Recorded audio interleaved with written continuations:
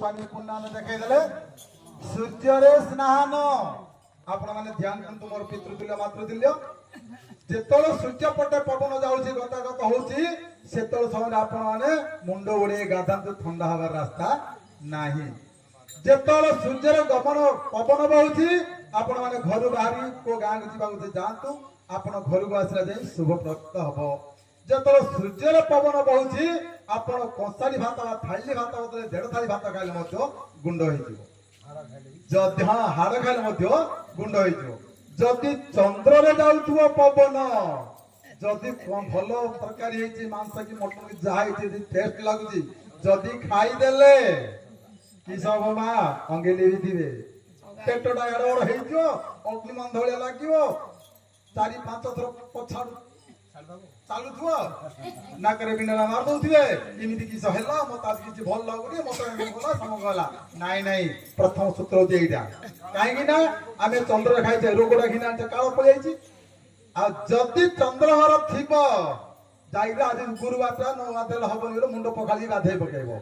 आ कते भड़का भड़का सुसागा करिवो खाऊ खाऊ खासुथुव नाकर गंगा जमुना सब बाहर थुव आ जति चंद्रहर हेइथिबो घर बाहरी तबे जीव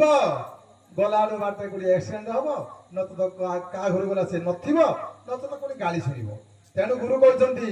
चंद्र रे गमन क सूर्य रे गाधेब आ सूर्य रे भोजन कर चंद्र रे शोइब चंद्र रे मैथुन कर जोड़ा कि स्वामी स्त्री संसार कर्म चंद्र रे मैथुन कर चंद्र रे पदाकर्म कर चंद्र रे पदाकर्म कारण कौन स्वच्छ भारत बोली आज देखा मोदी सरकार स्वच्छ रथ कौन सफा चंद्र जे पदाकर्म करे चंद्र जे पायखाना जाए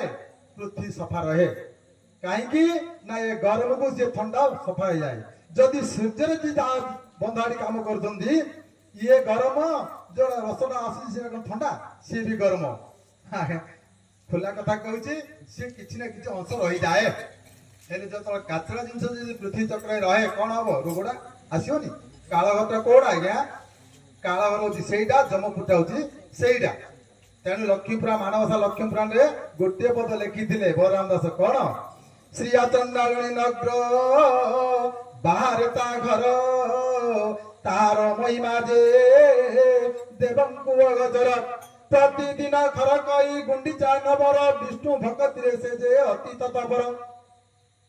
रात्र घेनी बड़ी रात्र घेनी घड़ी था चंडालिनी गला एक बनी गाईर